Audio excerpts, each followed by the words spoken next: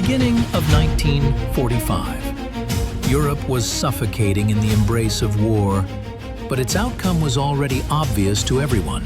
Soviet troops were rapidly advancing westward, and Berlin loomed on the horizon.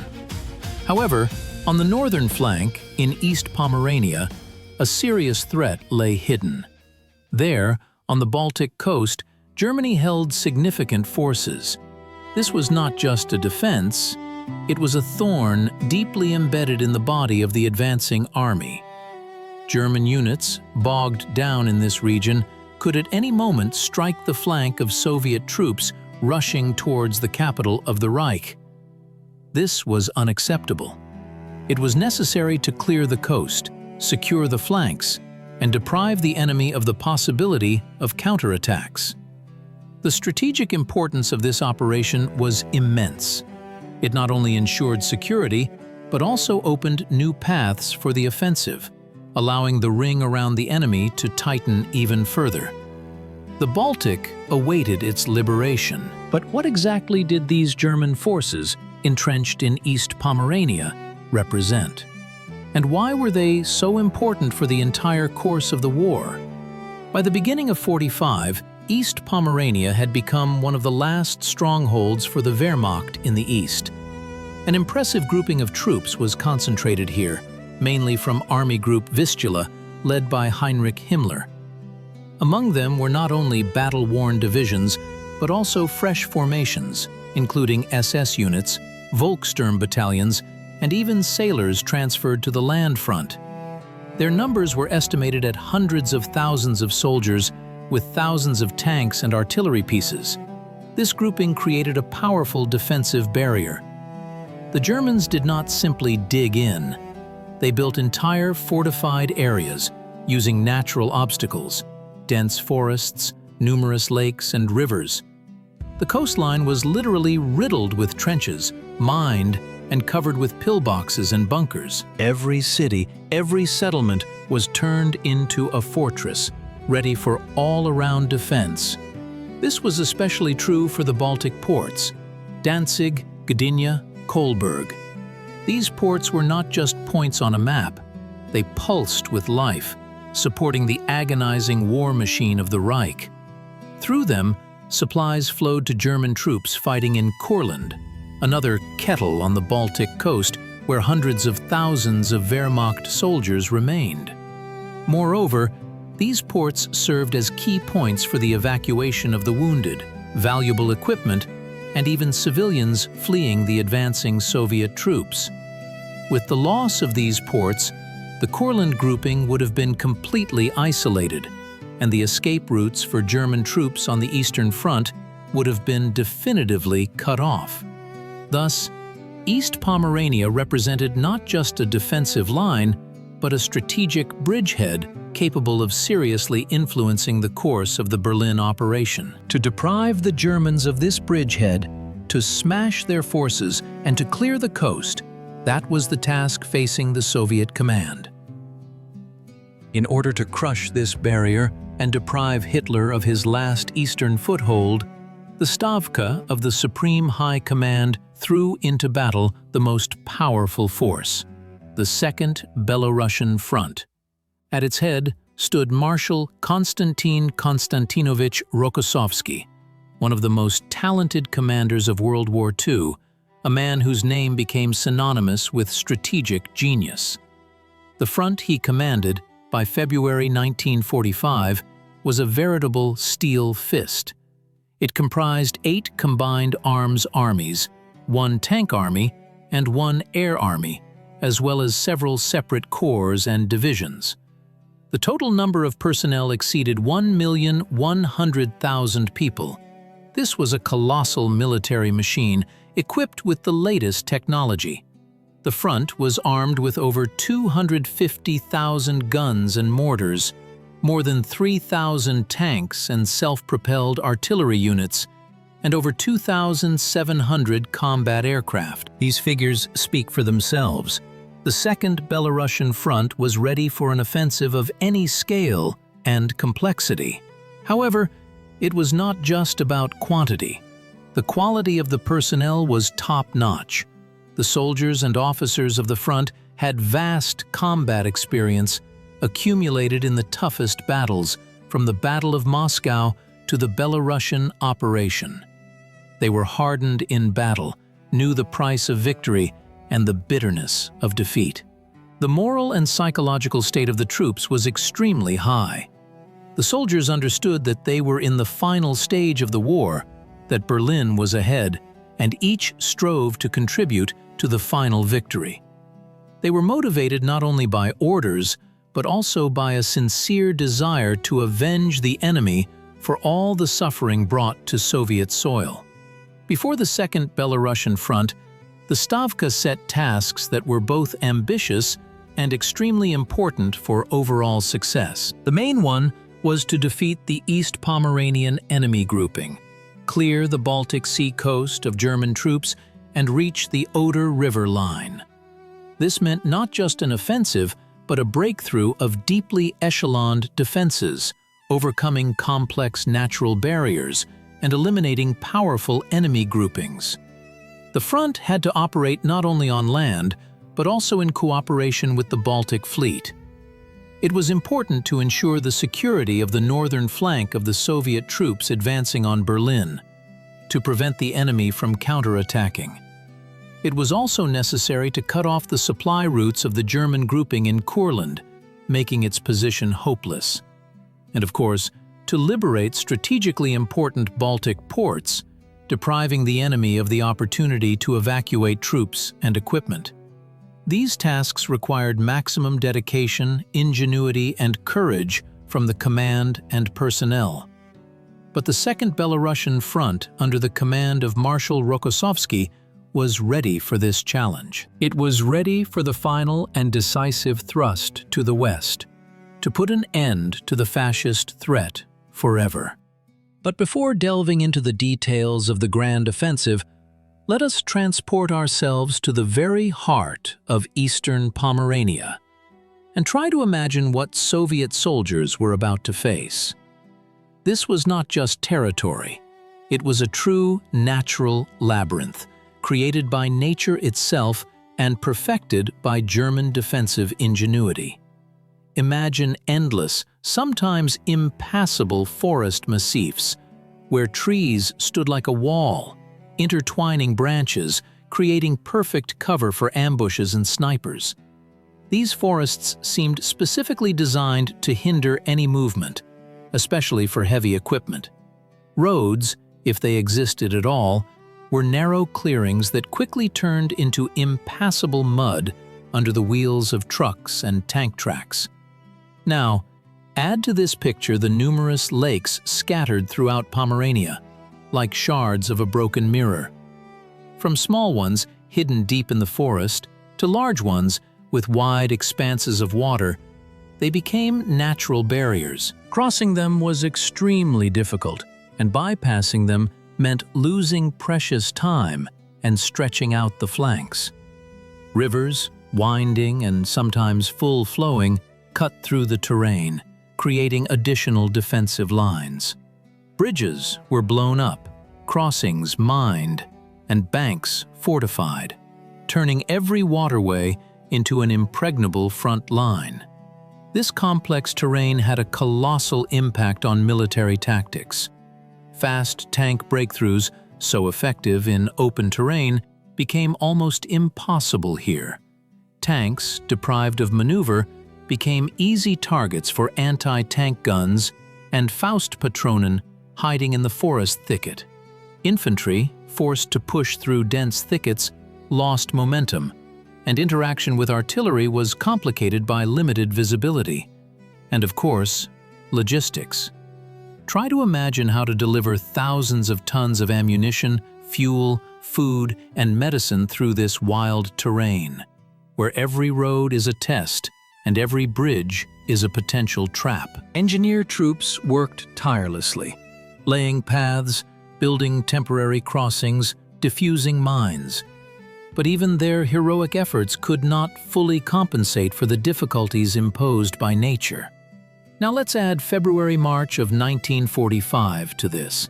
This was a time when winter had not yet given up, but the approach of spring was already felt.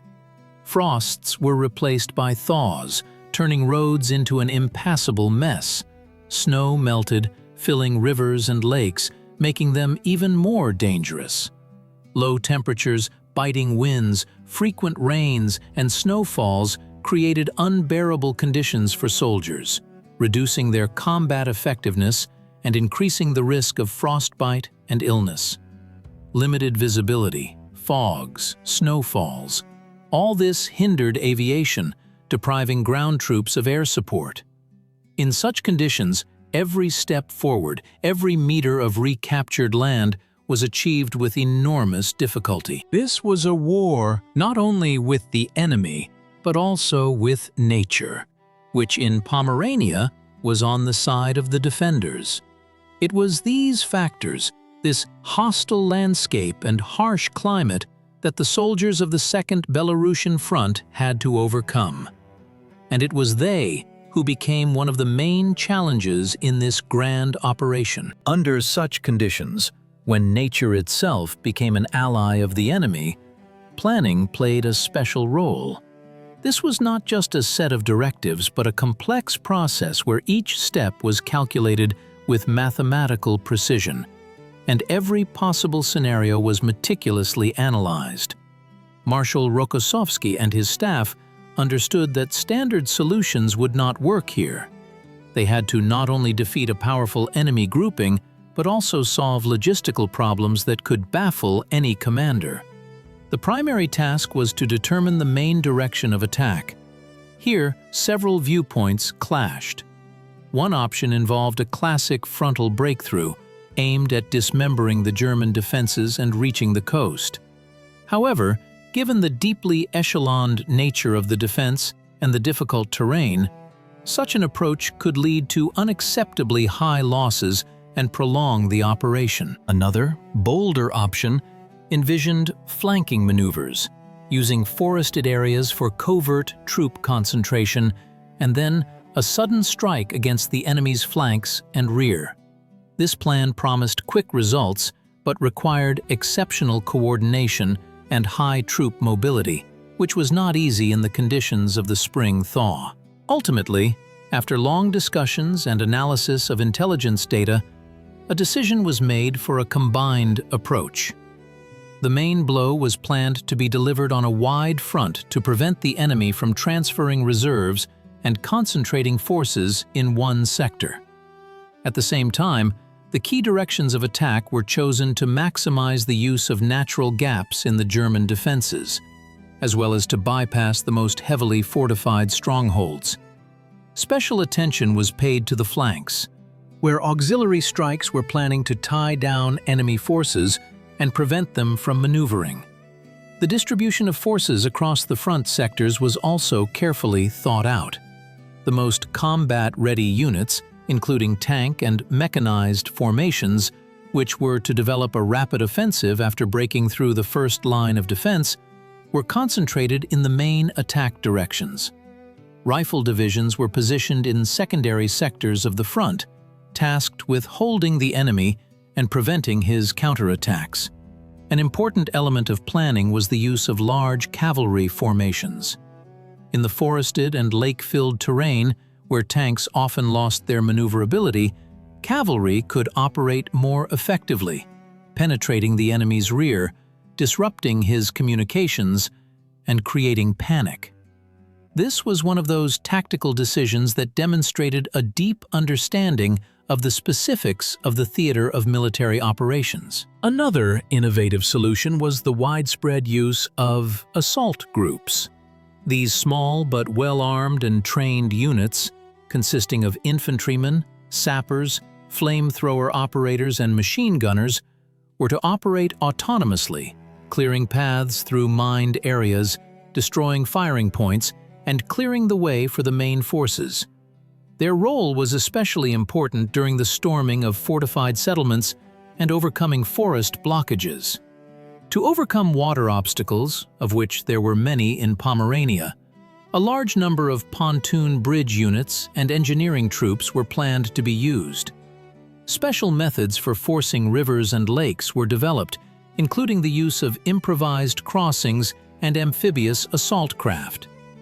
Engineers were to be at the forefront of the offensive, ensuring the uninterrupted movement of troops and equipment. Separate attention was paid to interaction with aviation and artillery. Detailed plans for artillery preparation were developed, designed to suppress enemy firing points and destroy his fortifications.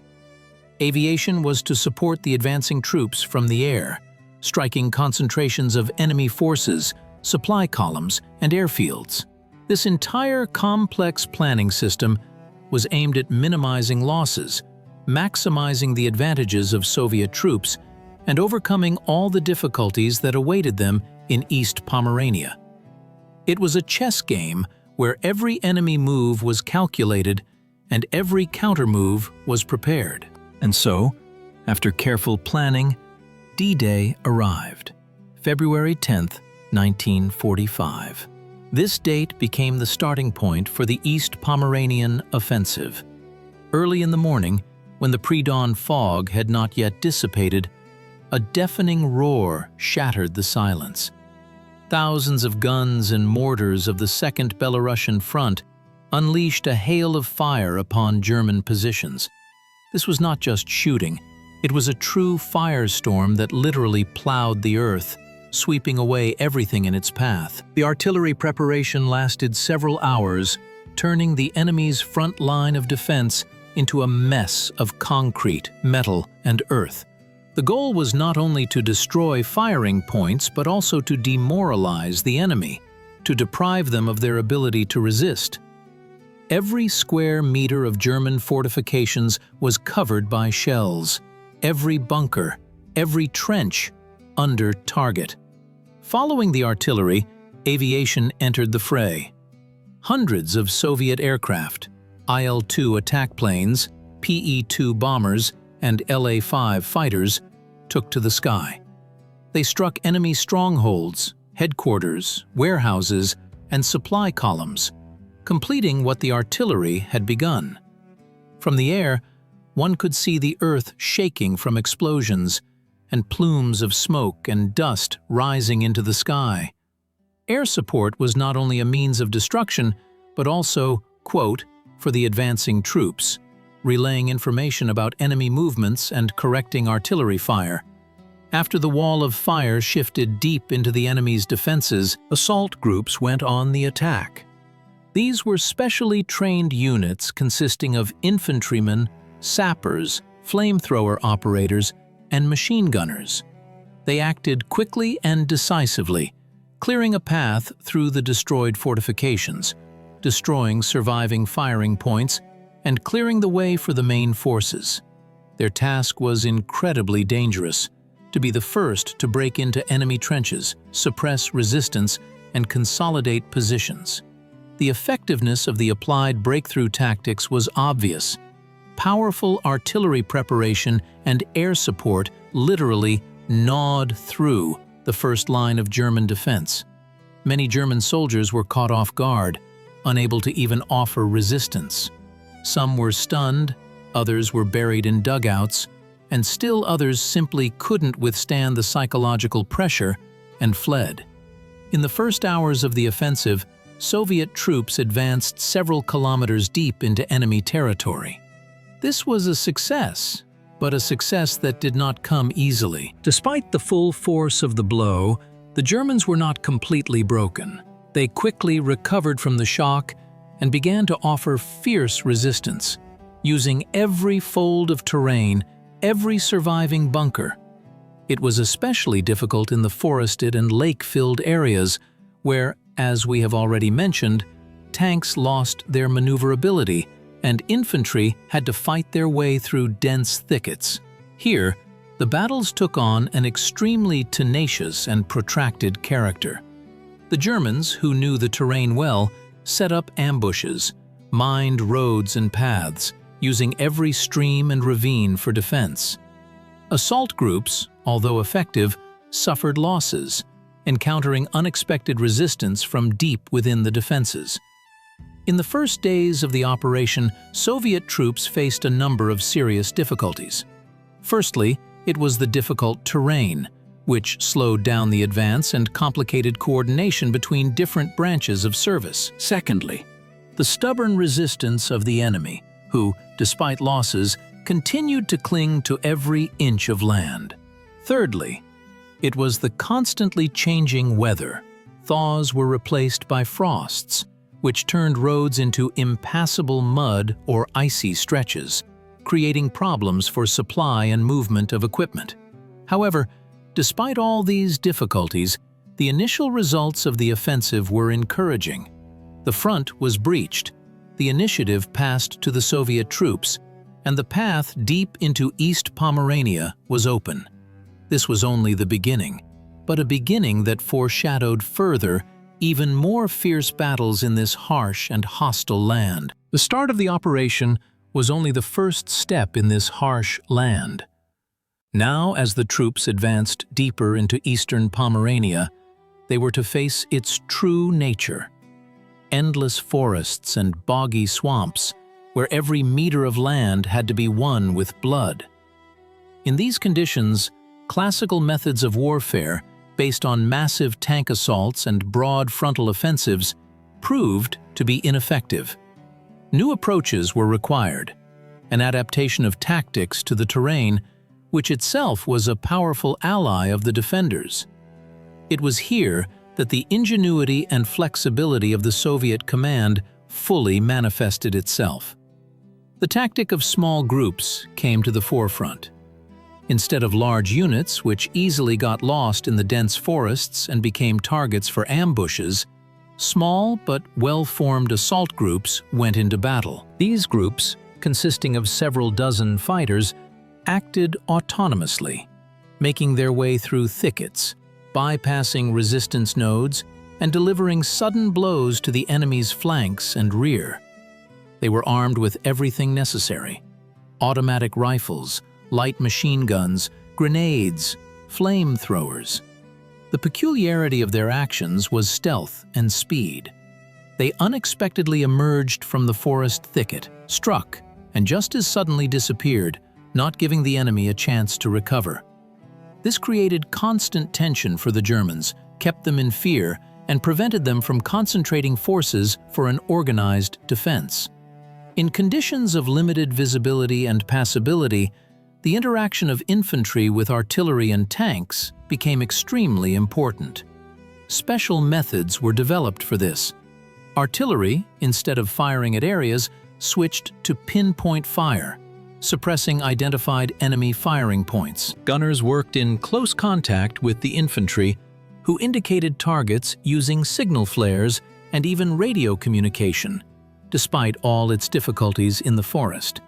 Tanks, although losing their maneuverability, still remained powerful fire support. They operated in conjunction with the infantry, slowly advancing along clearings and roads, suppressing machine gun nests and clearing the way. Sappers went ahead, demining passages and laying paths through forest blockages. Engineer troops showed miracles of ingenuity, building temporary bridges and crossings over numerous rivers and streams. They used improvised materials and sometimes improvised entirely, constructing corduroy roads through marshy areas. This allowed troops to bypass heavily fortified enemy positions, appearing where the Germans least expected them. The use of ski battalions deserves special attention. In conditions of snowdrifts and forest areas, skiers had high mobility. They could quickly move off-road, conduct deep raids into the enemy's rear, disrupt his communications, and sow panic. This was an effective means of disorganizing the German defense and creating chaos in their ranks. An example of successful overcoming of natural obstacles can be found in the actions of the 35th Guards Rifle Division, which, faced with strongly fortified German defenses along the river, did not try to cross it head-on. Instead, using intelligence data, the commanders decided to bypass this section through a marshy forest, which the Germans considered impassable. Sappers laid corduroy roads, and the infantry, covered by artillery, performed an outflanking maneuver, reaching the enemy's rear. This unexpected blow forced the Germans to retreat, abandoning their fortified positions. Of course, not everything went according to plan.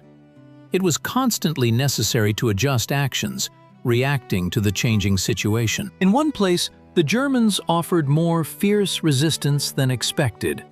In another, the terrain turned out to be even more impassable. But it was in such conditions that the flexibility of the Soviet command was manifested, its ability to quickly make decisions and adapt to challenges. Individual units, encountering unexpected ambushes or minefields, sometimes had to change their route, losing precious time. But the overall strategy remained unchanged: press, bypass, encircle, use every opportunity to move forward. The struggle in the forests and swamps of eastern Pomerania was exhausting, but it hardened the soldiers, teaching them to act boldly and decisively, overcoming not only the enemy, but also nature itself. In the forest and lake labyrinth of Pomerania, where every bush could conceal an enemy sniper and every stream became a serious obstacle, armored and mechanized units had to operate with extreme caution.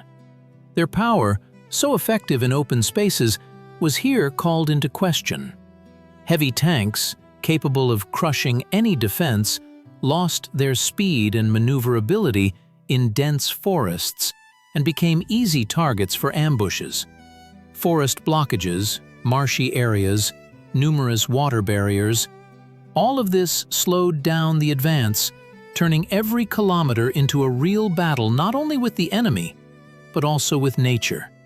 But Soviet engineers and tankers did not give up. They developed and applied unique engineering and technical solutions that allowed them to overcome seemingly insurmountable obstacles. Pontoon bridge parks were actively used for forcing water barriers, of which there were countless in Pomerania, from small streams to wide rivers. Sappers worked under enemy fire, quickly laying crossings over which tanks and self-propelled artillery units then rushed. In conditions of a shortage of standard means, any improvised materials were used: logs, boards, even parts of destroyed buildings.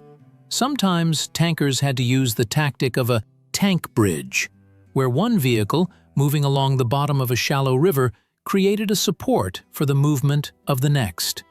Marshy areas, which the Germans often did not mine, considering them impassable, became unexpected bypass routes for Soviet troops. Engineers laid corduroy roads from logs and fascines, creating temporary roads for heavy equipment. These floating routes required enormous effort and time, but allowed them to avoid frontal attacks on heavily fortified positions. And forest blockages? The Germans specifically felled trees, creating impassable barricades behind which anti-tank guns hid. This is where sapper tanks came into play. Vehicles equipped with special bulldozer blades or even dynamite charges. They slowly but surely cleared passages, paving the way for the main armored vehicles. Infantry followed each such tank, covering it from enemy attacks. The interaction of tank units with infantry, artillery, and engineering units was a key factor in success. In forests, tanks rarely operated alone. They worked in conjunction with infantry, which cleared the area of enemy soldiers armed with Faustpatronen and grenades. At the same time, tanks provided fire support to the infantry, suppressing machine gun nests and destroying enemy shelters. Artillery, in turn, fired at pre-scouted targets, as well as at the request of the infantry, suppressing firing points that hindered the advance of tanks.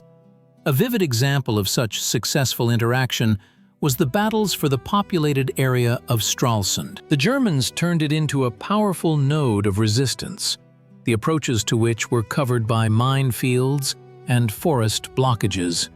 Soviet sappers, under the cover of rifle units, made passages in the minefields. Then, Under the cover of powerful artillery preparation, T-34 tanks and Su-100 self-propelled units went on the attack, destroying enemy bunkers and pillboxes. They were followed by infantry, which cleared trenches and dugouts. Engineers, moving immediately behind the tanks, promptly demined the remaining areas and restored destroyed roads. This allowed them to quickly break through the defenses and take the city. Another case worth mentioning occurred during the forcing of the Rega River. The Germans blew up all bridges and took up defenses on the high bank. The command decided not to attack head-on, but to use a flanking maneuver. Engineering units, working at night, under the cover of darkness and artillery fire, laid several pontoon crossings in places unexpected by the enemy. At dawn, when the fog had not yet dispersed, tank units and motorized infantry suddenly crossed these crossings. This sudden flank attack caught the Germans off guard and allowed Soviet troops to gain a foothold on the other bank. Thus, the use of armored units in eastern Pomerania became a real test for engineering thought and tactical skill. This was not just a war of technology, but a war of minds, where every meter of land was won back thanks to inventiveness, courage, and the coordinated interaction of all branches of service. It was thanks to this that Soviet tanks, seemingly destined for a slow and difficult advance in forests and swamps, were able to become the breakthrough force that cleared the Baltic coast of German troops. After Soviet tanks, like giant icebreakers, forged a path through forest blockades and swamps, and infantry, like phantoms, seeped through dense thickets, a new, no less complex stage of the operation began: the storming of cities. Eastern Pomerania was dotted with dozens of settlements, each of which the Germans had turned into a veritable fortified area. These were not just houses, but entire defensive complexes, where every basement, every window, every roof could become a firing point. Here, in the urban labyrinths, tanks lost their main advantage, speed and maneuver, and infantry faced an invisible enemy, hiding behind every wall. The main striking force in urban battles became assault groups. These units, consisting of 2 to 3 dozen fighters, were true masters of street warfare. Their ranks included machine gunners, submachine gunners, grenadiers, sappers, and flamethrower operators. Their tactics were simple and effective: rapid advancement through the streets, suppression of enemy firing points, clearing buildings block by block. Sappers went ahead, neutralizing mines and booby traps that the Germans generously placed on the streets and in passages. Flamethrower operators burned the enemy out of basements and attics where they hid, trying to resist. Heavy equipment, such as tanks and self-propelled artillery mounts, although operating cautiously, was indispensable. Tanks, moving through the streets, suppressed machine gun nests, destroyed barricades, and eliminated long-term firing points. Self-propelled guns, such as the Su-76 and Su-100, could fire direct shots at embrasures and windows, turning fortified buildings into piles of rubble. But most importantly, tanks provided cover for the infantry, protecting them from sniper fire and Faustpatron rockets. One of the first major cities to be captured was Stargard. This city, located on the Ina River, was an important transport hub and a powerful defensive line. The Germans had turned it into an impregnable fortress, using old buildings, thick walls, and an extensive system of underground passages. The battles for Stargard began in early March 1945. Soviet troops, operating in assault groups, gnawed through the enemy's defenses meter by meter. Every house, every street, became an arena of fierce fighting. Assault groups, using grenades and flamethrowers, drove the enemy out of basements and attics. Tanks, moving slowly but surely, destroyed barricades and suppressed firing points. To minimize casualties among personnel, the Soviet command actively used flanking and encirclement tactics. Instead of frontal assaults, which could lead to heavy losses, assault groups penetrated the enemy's rear, cutting off their retreat and supply routes. This demoralized the Germans and forced them to retreat, abandoning well-fortified positions. The capture of Stargard was an important success, opening the way for further advance. The next major center on the path of the Second Belarusian Front was Koslin. This city, located on the Baltic Sea coast, had strategic importance as a port and road junction. The Germans offered particularly fierce resistance here, understanding that the loss of Koslin would cut them off from the sea and deprive them of the possibility of evacuation. The battles for Koslin were particularly bloody. Soviet assault groups faced fanatical resistance from SS men and Volkssturm members. All means were used, from hand grenades to heavy artillery. A feature of the battles for Koslin was the widespread use of snipers from both sides. Every shot could be fatal, and soldiers learned to move cautiously, using every opportunity for cover. Tanks, covered by infantry, slowly advanced through the streets, clearing the way. Sappers worked tirelessly, neutralizing booby traps and clearing rubble. By mid-March 1945, Koslin was taken, allowing Soviet troops to reach the Baltic Sea and cut the German grouping in two. However, the most difficult and dramatic was the storming of Kolberg. This ancient fortress city, located on the coast, was a true symbol of German presence on the Baltic. The Germans turned it into a fortress front, concentrating significant forces here, including SS units, sailors, and Naval Academy cadets. Kolberg's defense was organized according to all the rules of fortification art. 3 lines of fortifications, minefields, anti-tank ditches, pillboxes, and dugouts. Every house was prepared for all-around defense, and streets were blocked by barricades. The storming of Kolberg began in early March and lasted more than 2 weeks. These were true meat grinders, where every meter of land had to be won at great cost. Soviet assault groups, operating with small forces, penetrated the city, clearing block by block. A feature of the battles for Kolberg was the widespread use of leapfrogging tactics, rapid movement from cover to cover, constant changing of positions, so as not to allow the enemy to consolidate and organize effective defense. Tanks, although suffering from Faust-Patron rockets, continued to support the infantry, breaking through walls and creating passages. Artillery fired direct shots, destroying strongholds. The Germans fought with the desperation of the doomed, understanding that they had nowhere to retreat. Many of them, especially the SS men, preferred death to captivity. Therefore, every basement, every attic had to be cleared with a fight. Sometimes, Soviet soldiers had to break through the walls of houses so as not to go out into the open streets, where a hail of fire awaited them. To minimize casualties among personnel, reconnaissance was actively used. Before each assault, thorough combat reconnaissance was carried out, identifying enemy firing points, approach and retreat routes. This allowed for more effective planning of operations and avoidance of unnecessary casualties. Smoke screens were also widely used, allowing assault groups to secretly approach enemy positions. In the end, after 2 weeks of fierce fighting, Kolberg fell. This was not just a victory, it was a demonstration of the resilience, courage, and tactical skill of Soviet soldiers.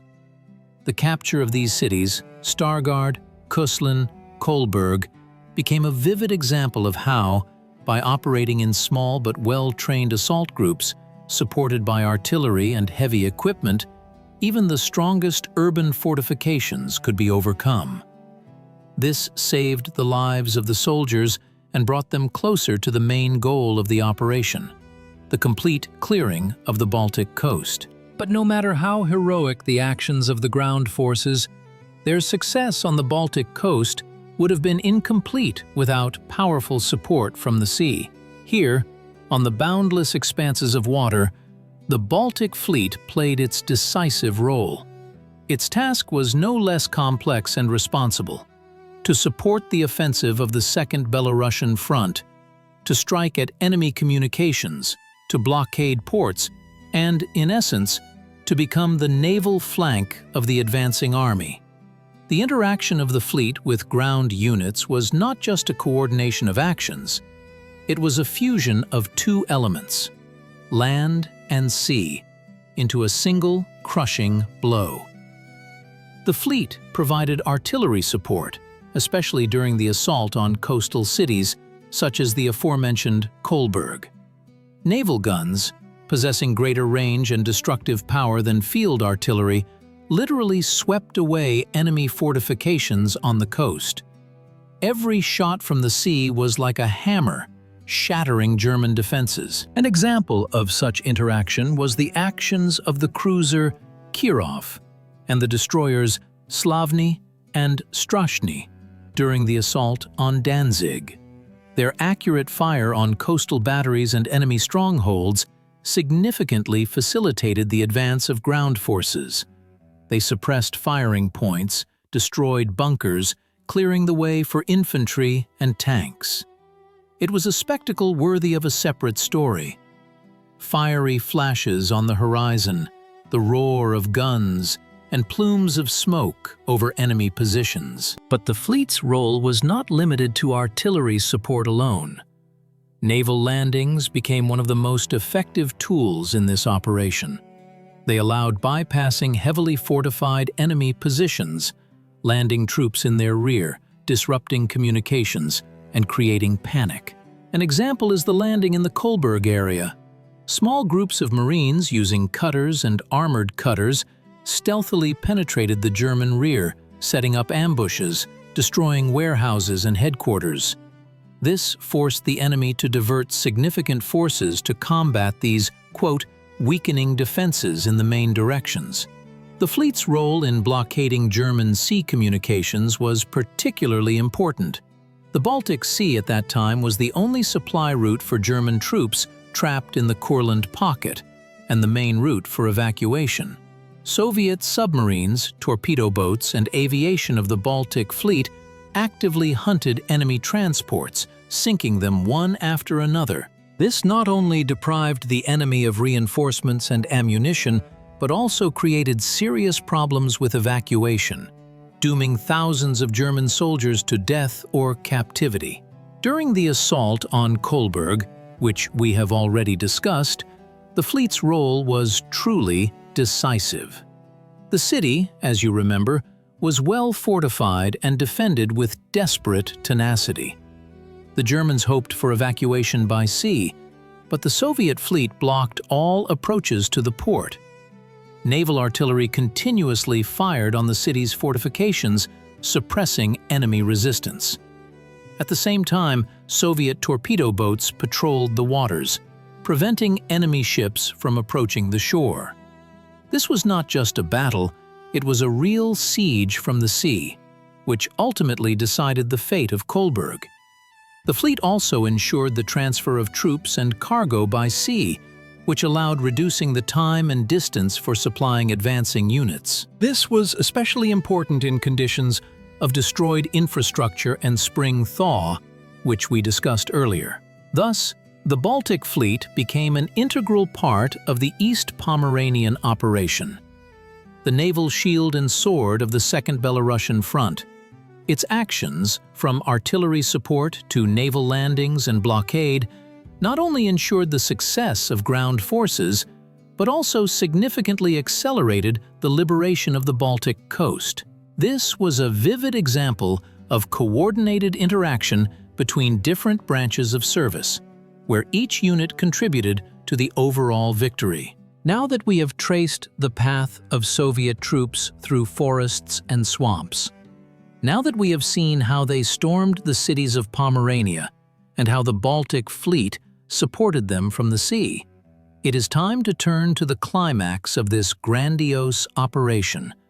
We will talk about Danzig, a city that, on the map of the Third Reich, was listed as Gdansk, and which was not just a port, but a true symbol of German presence in the Baltic, one of the last strongholds of the fading empire.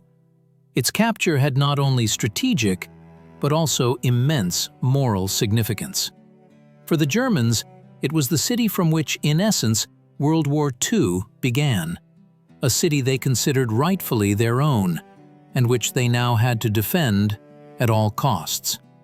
For Soviet troops, it was an opportunity to finally consolidate their positions in the Baltic, deprive the enemy of the last major naval base, and cut off evacuation routes. Preparation for the assault on Danzig was monumental. Marshal Rokossovsky well understood that this would not be just another urban battle, but a struggle for every house, for every street. The city, with its thousand-year history and dense development, had been turned by the Germans into an impregnable fortress. Danzig's defense system was multi-layered and echeloned. The outer lines ran along the Vistula River and its tributaries, where powerful anti-tank ditches, minefields, and numerous pillboxes had been created. Every bridge over the Vistula was mined and ready to be blown up. Dozens of strongpoints, consisting of reinforced concrete bunkers, dugouts, trenches, and anti-tank obstacles, were erected around the city. The Germans actively used natural obstacles, lakes, swamps, and forests surrounding Danzig, turning it into an island of resistance. Within the city itself, the defense was no less carefully thought out. Streets were blocked by barricades of stone, logs, and even tram cars. Windows and doors of buildings were bricked up, turning them into embrasures. Basements were connected by underground passages, allowing the garrison to maneuver and launch sudden attacks. Special attention was paid to port facilities, docks, and warehouses, which were turned into powerful resistance nodes. Anti-aircraft guns, repurposed for firing at ground targets, and numerous machine gun nests were concentrated here. The Danzig garrison consisted of remnants of defeated German units, naval cadets, SS units, and Volkssturm detachments. Many of them were fanatical and ready to fight to the last. Their numbers were estimated at several tens of thousands of men, well armed and supplied with ammunition. The Soviet command, considering the complexity of the upcoming task, decided on a massive use of artillery and aviation. Hundreds of large-caliber guns, mortars, and Katyusha rocket launchers were brought in. Aviation was to strike at the most fortified areas of the city, suppressing firing points and destroying defensive structures. The offensive on Danzig began in mid-March 1945. Soviet troops, operating from several directions, began to methodically gnaw through the German defenses. The first days of fighting were particularly fierce. The Germans put up stubborn resistance, using every fold of the terrain, every house. A distinctive feature of street fighting in Danzig was the widespread use of assault groups. These small but well-equipped units, consisting of infantrymen, sappers, flamethrower operators, and machine gunners, operated autonomously, penetrating deep into the enemy's defenses. They used infiltration tactics, bypassing the most fortified positions and striking at the flanks and rear. Heavy equipment, such as tanks and self-propelled artillery units, operated in close conjunction with the infantry. Tanks, moving through the streets, destroyed barricades, suppressed firing points, and provided cover for the infantry. Self-propelled guns fired direct fire at embrasures and windows of buildings, turning them into heaps of rubble. Flamethrower tanks played a special role, burning out the enemy from basements and attics. An example of heroic actions was the forcing of the Vistula River. The Germans blew up all bridges, but Soviet engineering troops, under cover of night and artillery, laid several pontoon crossings. Tank units and motorized infantry swiftly crossed them, establishing bridgeheads on the other bank and disorganizing the enemy's defense. The battle for Danzig turned into a real meat grinder. Every house, every street became an arena of fierce clashes. Soldiers fought their way through rubble, using grenades and flamethrowers to dislodge the enemy from fortified positions. Snipers on both sides engaged in an incessant duel, and every careless step could cost a life. The role of various branches of service in this battle was complementary.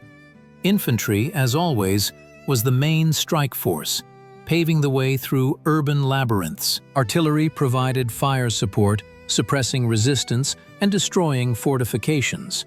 Engineering troops cleared the way, demined roads, and built crossings.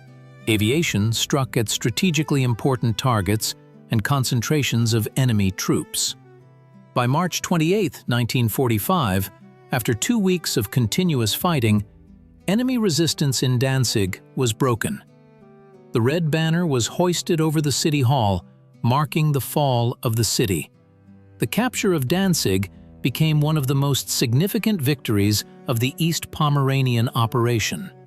It not only deprived the Germans of the last major port in the Baltic, but also opened a direct path for Soviet troops to the Oder, ensuring the security of the northern flank for the upcoming Berlin operation. The morale of Soviet soldiers after this victory was high, while for the Germans, the fall of Danzig was another step towards inevitable defeat. But even the most brilliant tactics and desperate courage would have been powerless without a reliable rear. In the conditions of the East Pomeranian operation, where every meter of land had to be wrested from the enemy and nature, logistics became not just an auxiliary function, but one of the key factors for success. It was a real battle against impassable roads, mud, and destroyed infrastructure, which the troops of the Second Belorussian Front won daily, ensuring uninterrupted supply to the advancing units. Imagine, thousands of tons of ammunition, fuel, food, medicine. All this had to be delivered to the front line through forests, swamps, destroyed bridges and roads under constant enemy fire. And at the same time, it was necessary to evacuate the wounded, repair equipment, organize food and rest for the soldiers. This was a gigantic, continuous process that required incredible organization, ingenuity, and self-sacrifice. The spring thaw of 1945 became a real test for the rear services. Roads, which were already far from ideal, turned into an impassable mess of mud and water. Wheeled vehicles got stuck, tracked vehicles broke down, bridges were blown up, and railway tracks were destroyed. In such conditions, every kilometer of the journey became a feat. The delivery methods were diverse. The main load fell on road transport. Thousands of trucks, often overloaded, moved along broken roads, trying to keep up with the advancing troops. Drivers worked to the limit, without sleep or rest, understanding that the lives on the front line depended on their speed and endurance. But not only cars saved the situation. In off-road conditions, tractors and towing vehicles were actively used, and where equipment could not pass, horses were used. Horse-drawn transport, seemingly a thing of the past, regained its relevance, delivering goods to the most inaccessible areas. Military field roads played a special role. These were temporary routes laid by engineering troops directly during the offensive. Sappers worked around the clock, building corduroy roads through swamps, restoring bridges, and paving roads with crushed stone and gravel. This was titanic work that allowed maintaining the pace of the offensive and ensuring communication with the front line. Railway units also made their invaluable contribution. The restoration of railway tracks destroyed by the enemy was one of the priority tasks. They were followed by echelons with ammunition, fuel, food, and reinforcements. Every restored kilometer of railway reduced delivery time and relieved road transport. Aviation, although it could not deliver large volumes of cargo, played an important role in emergency cases. Aircraft dropped ammunition and medical supplies to encircled units, and also evacuated seriously wounded who required urgent medical attention. This was especially important when ground routes were cut off or too dangerous. The organization of logistical support was complex but effective. At each stage of the offensive, transshipment bases, warehouses, and repair workshops were created. The wounded were evacuated in several stages, first to field medical posts, then to hospitals located in the rear. It was important not only to ensure the delivery of everything necessary, but also to do it quickly, to prevent disruptions in the offensive. Thus, the logistics of the East Pomeranian operation became a vivid example of how, despite the most difficult conditions, the rear services were able to ensure uninterrupted supply to the troops. This was an invisible front, where feats were accomplished every day, and every delivered shell or ration brought victory closer. However, despite the rapid advance of Soviet troops and the brilliant work of the rear, German units in East Pomerania were not completely broken. They continued to offer fierce resistance, clinging to every inch of land. This was the resistance of desperate but not yet defeated soldiers who understood that they had nowhere to retreat. The core of the German defense consisted of the remnants of the Army Group Vistula, reinforced by SS units, Volkssturm, and even cadets from military schools. Their tactics were aimed at maximally slowing the advance of Soviet troops, exhausting them in battles and launching sudden counterattacks. The Germans skillfully used the complex forested and lake landscape of Pomerania. Dense forests became an ideal place for ambushes, where anti-tank guns and Panzerfausts awaited Soviet tanks. Numerous lakes and rivers turned into natural obstacles, slowing the offensive and forcing troops to spend time building crossings. Every settlement, every village turned into a small but well-fortified strongpoint, where defense was conducted to the last bullet. SS tank divisions, such as Viking and Nordland, showed particular ferocity in battles. Despite the fact that these formations were significantly weakened by previous battles, their personnel were distinguished by fanatical tenacity and high combat effectiveness. They not only defended but also launched daring counterattacks, trying to break through the encirclement or push back Soviet troops from key positions. For example, in the Stargard Neudam salient, SS tank units launched several powerful attacks, trying to relieve the besieged garrisons. These counterattacks, although they did not lead to strategic success, forced the Soviet command to redeploy reserves and temporarily slowed the pace of the offensive. The fanatical defense of key settlements became another characteristic feature of German resistance. Cities such as Kolberg, Danzig, Gdynia turned into real fortresses where battles were fought for every house, for every floor. The Germans used the tactic of fire pockets, allowing Soviet troops to enter the city and then cutting off their retreat routes and striking from the flanks and rear. An example of such desperate defense was the battle for Kolberg. Despite complete encirclement and the superiority of Soviet troops in numbers and equipment, the German garrison, consisting mainly of sailors and Volkssturm, resisted for more than 2 weeks. Only after massive artillery bombardments and assault operations involving Marines was the city captured. To counter Soviet troops, the Germans actively used mobile groups. These small but well-armed detachments, consisting of infantry, armored personnel carriers, and several tanks, made sudden sorties from the forests, striking the flank of advancing units. Their main goal was to disrupt communications, destroy supply convoys, and create panic in the rear. These actions, although they could not change the course of the operation, created constant tension and diverted significant forces of Soviet troops. The Germans also widely used booby traps, landmines, and ambushes, especially on roads and in forested areas. Every step of the advancing troops was associated with risk, which required constant vigilance from sappers and scouts. Thus, the enemy's resistance in East Pomerania was desperate and tenacious. The Germans, understanding the hopelessness of their situation, fought with the fanaticism of the doomed, using all available means and opportunities. This led to protracted and bloody battles, but could not stop the relentless advance of Soviet troops to the Baltic Sea. The finale had arrived. February and March of 1945 became a time of decisive battles for eastern Pomerania.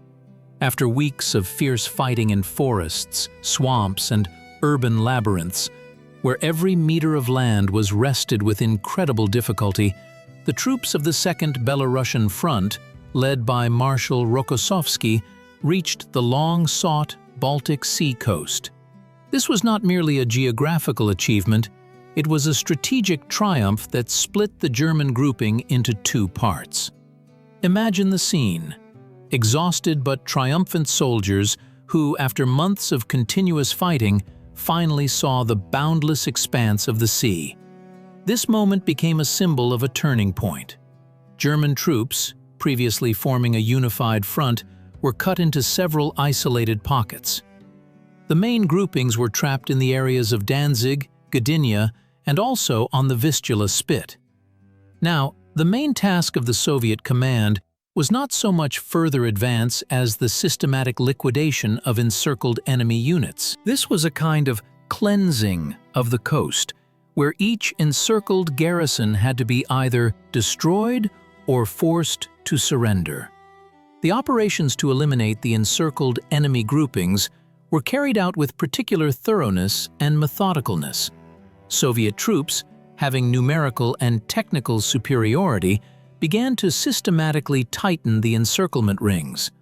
Artillery conducted massive fire on German positions, and aviation struck at any attempts at breakthrough or evacuation.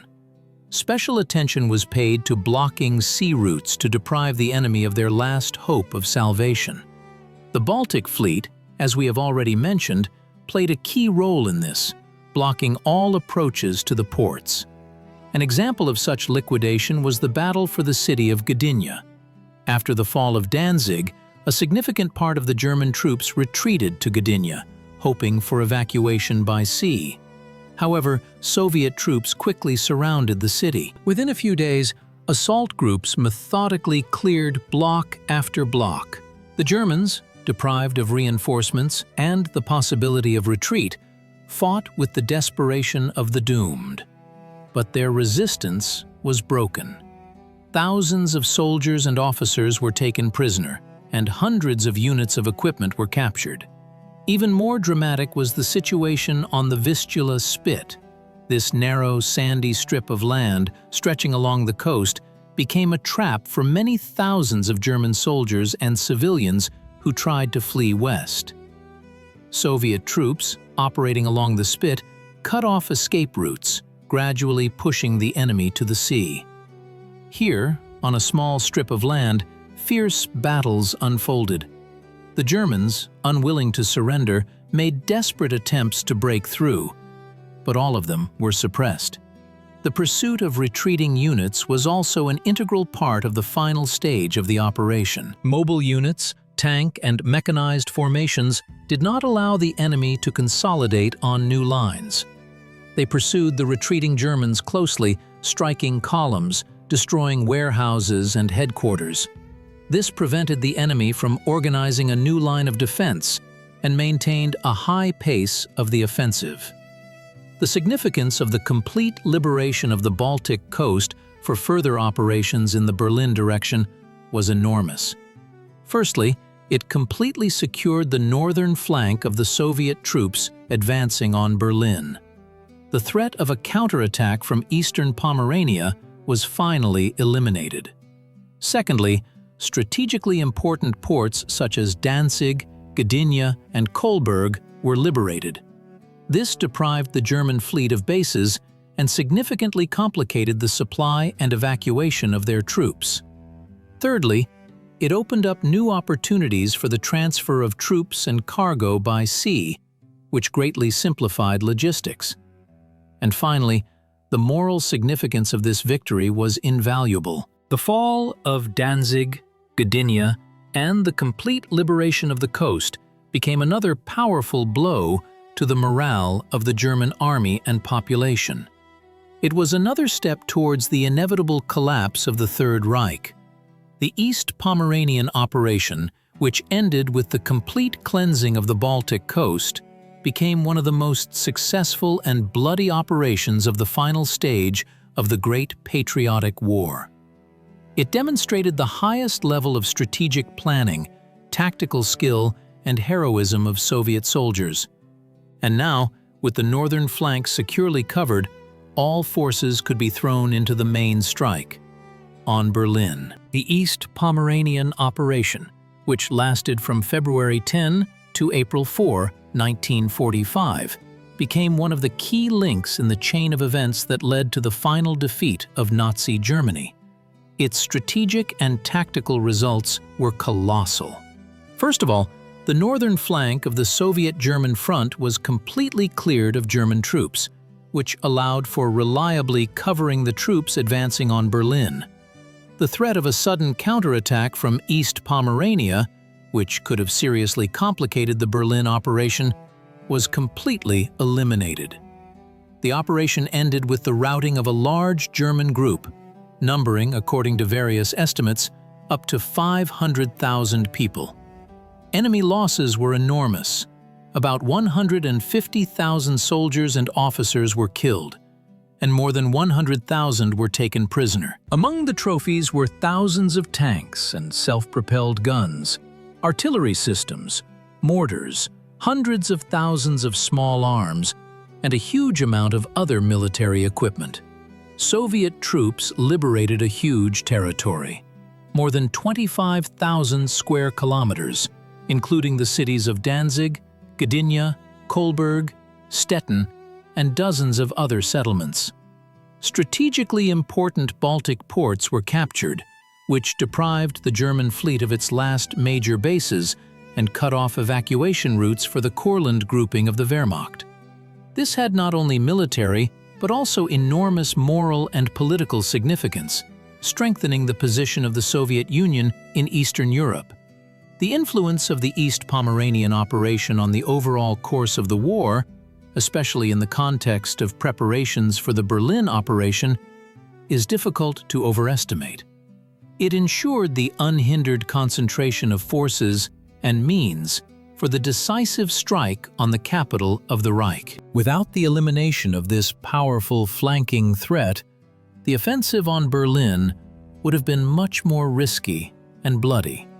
Moreover, the successful completion of the operation allowed for the transfer of significant forces of the Second Belorussian Front to the Berlin direction, strengthening the strike group. The operation became a unique example of conducting combat operations in the specific conditions of a forested and lake-filled terrain. The Soviet command demonstrated exceptional flexibility and ingenuity, adapting tactics to difficult natural conditions. The widespread use of assault groups, the effective interaction of all branches of arms, infantry, tanks, artillery, aviation, and the fleet, became a model of military art. The experience gained in Pomerania was invaluable. Methods for breaking through deeply echeloned defenses in forested and swampy terrain, tactics for storming fortified cities, features of using armored vehicles in off-road conditions, and interaction with the Navy were developed and improved. This became an important contribution to the development of Soviet military science and practice. Of course, victory did not come easily. The losses of Soviet troops were also significant. According to official data, irreparable losses amounted to about 50,000 people. Sanitary losses, more than 150,000. But these sacrifices were not in vain. They became the price for ensuring the security of the northern flank and creating a springboard for the final defeat of the enemy. The East Pomeranian operation, conducted with brilliance and skill, became a bright page in the history of the Great Patriotic War. It once again demonstrated the strength and invincibility of the Red Army, its ability to overcome any difficulties and achieve its goals. This was a victory that brought closer the long-awaited May 1945 and opened the way to Berlin, where the outcome of the entire war was to be decided.